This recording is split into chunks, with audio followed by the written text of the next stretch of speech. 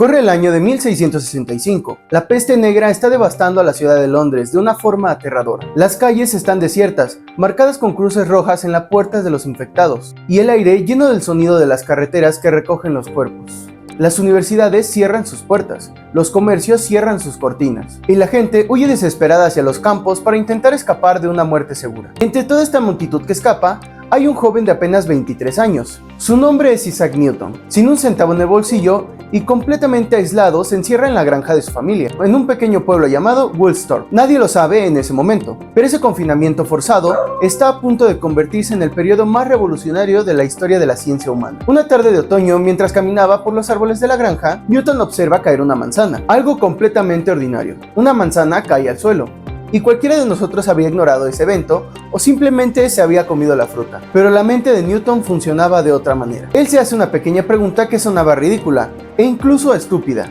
Pero, ¿por qué la manzana siempre cae perpendicular al suelo?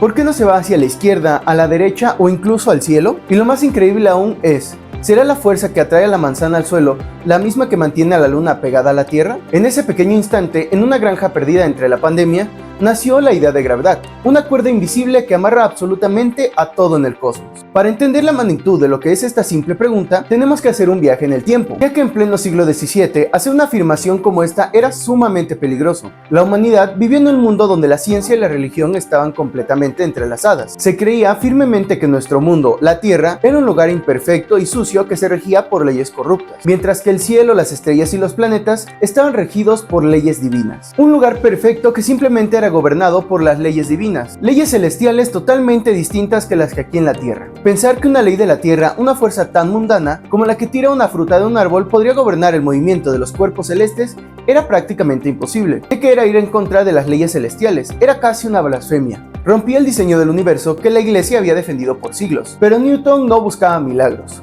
buscaba matemáticas. Y en este video te voy a contar la historia de una obsesión, el viaje de cómo un hombre paranoico encerrado en el campo logró unificar el cielo y la tierra bajo la misma regla, bajo una sola fórmula matemática. Hoy vamos a descubrir los antecedentes que permitieron este hallazgo, cómo funciona la gravedad realmente desde sus ojos y la increíble matemática que tuvo que inventar desde cero para poder demostrarlo, y el drama oculto que casi hace que este descubrimiento se quedara enterrado para siempre. Pero para armar este rompecabezas no nos vamos a inventar absolutamente nada. Todo lo que te voy a contar hoy está respaldado por los documentos históricos más importantes de la ciencia. Nos basamos directamente en las copias digitales de las cartas personales de Newton, las cuales intercambiaba con otros científicos, los diarios de la Royal Society de Londres de 1680 y principalmente en las páginas originales de la Cumbre de Newton, publicada en 1687, los Philosophiae Naturalis Principia Mathematica, un libro escrito completamente en latín, donde cada afirmación sobre la gravedad está bien fundamentada y bien demostrada matemáticamente. Así que comencemos por los antecedentes.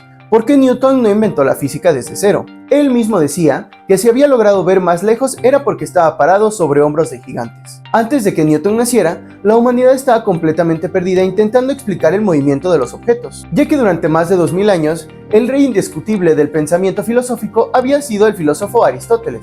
Él decía que las cosas simplemente buscaban su lugar en la Tierra, su lugar natural en el universo, ya que según su lógica, si soltabas una piedra, esta caía al suelo porque la piedra pertenecía a la tierra. O si tú prendías leña, el humo subía hacia el cielo porque el humo pertenecía al cielo. Además, Aristóteles afirmaba que los objetos más pesados caían mucho más rápido que los ligeros. Esta explicación nos puede parecer poética hoy en día, pero científicamente no nos servía para poder predecir absolutamente nada. Las cosas cambiaron unas décadas antes de Newton, gracias a un hombre valiente que decidió dejar de filosofar y empezar a experimentar. Este gran hombre es llamado Galileo Galilei. Él se dio cuenta de que si dejabas caer dos objetos de diferente peso desde la misma altura, ambos tocaban el suelo exactamente al mismo tiempo. Esto iba en contra del sentido común de la época. Galileo demostró que la Tierra jala todos los cuerpos con la misma aceleración. Todo esto sin importar su masa, y que si una pluma cae más lento es porque el aire la frena. Sin embargo, Galileo ni el gran astrónomo Johannes Kepler lograban responder la gran pregunta. Kepler ya había calculado con una precisión asombrosa las órbitas de los planetas, descubriendo que no eran círculos perfectos, sino eran elipses, algo así como un óvalo alargado. Kepler sabía cómo se movían los planetas, pero no tenía idea del por qué. ¿Qué es lo que empuja o jala a los planetas para que mantengan esas órbitas elípticas en lugar de salir disparadas hacia el inmenso universo? El rompecabezas estaba ahí. Las piezas estaban sobre la mesa, pero nadie lograba ver la fuerza que las unía. hasta que llegó el confinamiento de Newton en 1665. Cuando Newton ve caer su manzana, su genialidad no fue descubrir que caen las cosas, porque eso lo sabía cualquiera. Su verdadera iluminación fue conectar la caída de la manzana con el movimiento de la luna, ya que Newton pensó, si la gravedad es la fuerza que jala la manzana en mi granja, y si subo a la montaña más alta del mundo, la gravedad sigue funcionando ahí arriba, entonces, ¿por qué no iba a llegar hasta el espacio? ¿Por qué no iba a llegar hasta la luna? En su mente visualizó un experimento mental brillante, algo que hoy conocemos como el cañón de Newton. Imaginó un cañón gigante colocado en la cima de una montaña, tan alta que salía por completo de la atmósfera de la Tierra, donde ya no existe aire que frene las cosas. Así que si disparas una bala con poca pólvora, esta va a caer, pero su curva va a ser la misma que la trayectoria de la Tierra. Si tú le pones más pólvora, la bala viaja más lejos antes de caer. Pero ¿qué pasa si disparas la bala con tanta fuerza que la curva de su caída coincide exactamente con la curva de la superficie redonda de la Tierra? La bala caería eternamente. Pero como la Tierra se curva debajo de ella, la bala jamás tocaría el suelo. Estaría en una caída libre infinita. Estaría literalmente orbitando. Aquí es donde tenemos que hacer nuestra primera pausa para poder entender la ciencia que hay detrás y para poder entender matemáticamente qué es la gravedad según Newton. Porque él no se quedó solo con la idea bonita del cañón.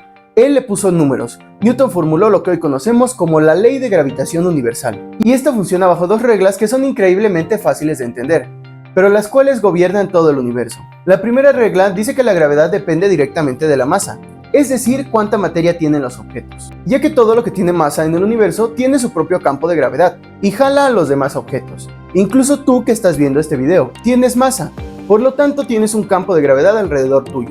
Estás atrayendo gravitalmente a tu celular, tu computadora o la silla donde estás sentado. Lo que pasa es que tu masa es tan pequeña que prácticamente tu campo de gravedad es invisible, ya que para que la gravedad se note, requieres masas gigantescas, como la de un planeta o la de una estrella. La Tierra es tan masiva que nos mantiene pegados al suelo y amarrada a la Luna. El Sol es todavía más gigantesco, por lo que su gravedad es capaz de mantener amarrado a planetas que están a miles de millones de kilómetros. La segunda regla de Newton dice que la gravedad depende de la distancia. Entre más cerca estén dos objetos, la fuerza con la que se jalan es brutalmente mayor. Pero si los alejas, la fuerza se debilita de una forma drástica. Específicamente disminuye el cuadrado de la distancia. Por decirlo de alguna manera, si la Luna estuviera al doble de su distancia, no tendría la mitad de gravedad que tenemos hoy, sino que tendría una cuarta parte de la gravedad que hoy tiene.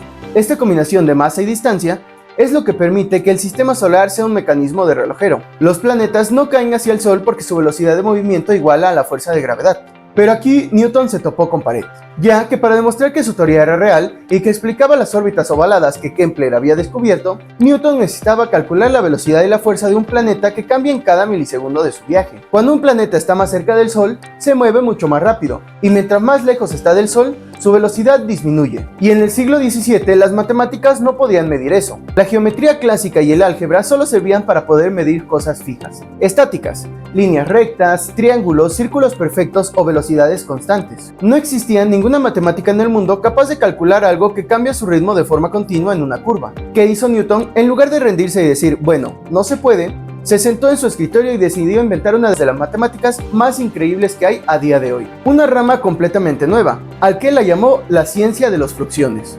Pero hoy en día todos los estudiantes de todas las universidades y todos los salones del mundo lo conocen como cálculo infinitesimal. El cálculo básicamente es la matemática del cambio. La genialidad de Newton fue darse cuenta de que si dividías una curva en infinitos pedazos microscópicos, cada uno de estos pedacitos se convertía en una línea recta perfecta que sí se podía calcular.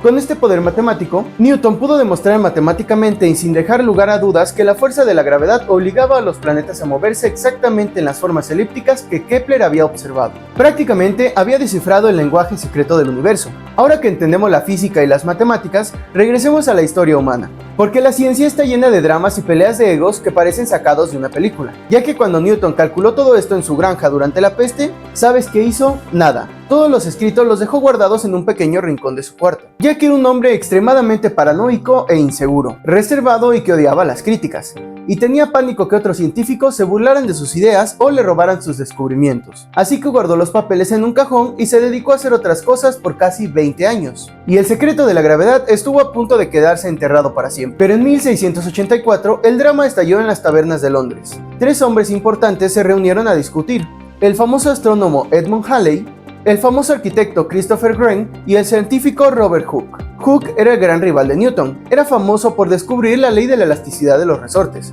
pero también tenía fama de ser un hombre amargado y que decía que él había inventado todo antes que los demás. En esa reunión, Hooke empezó a presumir que él ya tenía la fórmula matemática que explicaba las órbitas de los planetas, pero que no se la enseñaba a nadie porque quería que sufrieran todos intentando resolverlo. Edmund Halley, harto de los juegos de Hooke, decidió viajar hasta la Universidad de Cambridge, esto para poder visitar a Newton y directamente salir de sus dudas. Halley entró al laboratorio y le hizo una pregunta directa a Newton: ¿cómo sería la órbita de los planetas alrededor del Sol si la fuerza de atracción disminuyera con el cuadrado de la distancia? Newton, sin dudarlo un segundo, le respondió al instante: sería una elipse perfecta. Halley, completamente asombrado, le preguntó que cómo lo sabía, y Newton, con total tranquilidad, le dijo: es que lo calculé hace 20 años, tengo los papeles guardados en algún cajón de mi cuarto. Halley no lo podía creer. El misterio más grande de toda la astronomía estaba arrumbado entre ropa vieja, y Halley volvió a convencer a Newton de buscar los papeles, de volver a escribir los cálculos y, lo más importante, Halley pagó de su bolsillo la impresión del libro porque la Royal Society se había quedado sin dinero, tras publicar un libro fracasado sobre la historia de los peces. Cuando Robert Hooke se había enterado de que Newton iba a publicar el libro, estalló en furia y lo acusó públicamente de plagio, exigiendo que se le diera el crédito principal. Esto desató en una guerra de egos destructiva, tanto que Newton, enfurecido, borró casi todas las menciones de Hooke de su obra y esperó a que Hooke muriera para aceptar el puesto del presidente de la Royal Society. Dicen las malas lenguas que Newton incluso mandó a quemar el único retrato que existía de Hooke, esto para poder borrarlo de la historia, pero el libro ya era imparable. Para cerrar la historia de Newton, quiero que veas el poder absoluto que alcanzaron sus ecuaciones, ya que no eran solo teorías para poder ganar discusiones, eran herramientas para poder predecir el futuro y descubrir mundos, ya que décadas después de la muerte de Newton, en los años 1800, los astrónomos notaron algo rarísimo con el planeta de Urano, ya que al observar su órbita con los telescopios, se dieron cuenta de que Urano no seguía la trayectoria exacta de las leyes de Newton. El planeta se aceleraba en una parte de su viaje y se frenaba en otra, como si algo lo estuviera jalando. Y un matemático francés llamado Urbain Le Verrier pensó: las leyes de Newton no pueden estar mal. Si Urano se mueve raro, debe ser porque existe un planeta oculto, más lejano y completamente invisible, que está jalando a Urano con su gravedad. Le Verrier no tomó un telescopio, se encerró en su oficina únicamente con papel, pluma y las ecuaciones de Isaac Newton, y pasó meses calculando qué masa debería de tener ese planeta invisible y en qué coordenada exacta del cielo debería estar para estar causando este jalón en Urano. Y cuando terminó sus cálculos en 1846, le mandó una carta al Observatorio de Berlín diciendo: apunten su telescopio a esta coordenada exacta del cielo y van a encontrar un planeta nuevo. Los astrónomos apuntaron el telescopio esa misma noche y, a menos de 1 grado de diferencia de donde el matemático había calculado, encontraron al planeta Neptuno. Este fue el triunfo definitivo de Newton. Un planeta descubierto con la mente, usando solo la ley de gravedad. La publicación de los Principia Mathematica cambió el destino de nuestra especie para siempre, con las 3 leyes de movimiento, que son las 3 leyes de Newton, y la ley de gravitación universal. Así, la humanidad dejó de adivinar el futuro de las estrellas, y siglos más tarde, utilizando esas mismas ecuaciones que un joven escribía encerrado en su granja, la humanidad fue capaz de calcular la trayectoria de los cohetes. Esto para poder poner al primer hombre en la luna. Newton demostró que el universo es predecible, que es una máquina perfecta que se puede entender. Su modelo de universo mecánico era tan impecable que nadie se atrevió a cuestionarlo durante más de 2 siglos. Sir Isaac Newton se convirtió sin lugar a dudas en el rey y padre de la física. Las ecuaciones de Newton funcionaban a la perfección.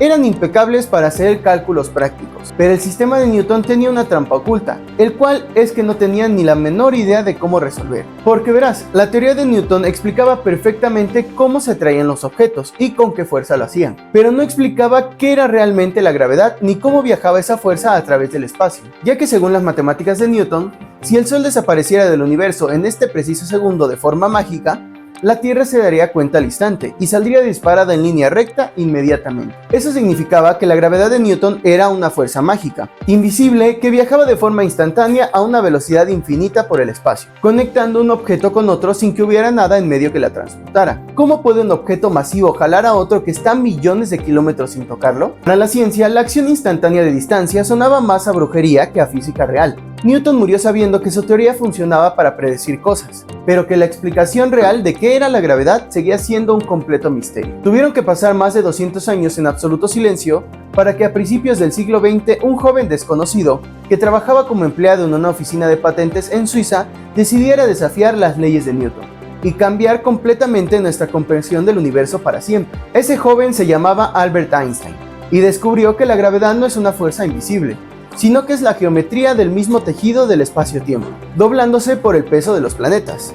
Descubrió que la gravedad no es instantánea, sino que viaja a la velocidad de la luz. Pero la historia de cómo Einstein descubrió la gravedad y cómo demostró que el tiempo mismo se estira y se deforma debido a ello, eso, mi amigo, es historia para el próximo video.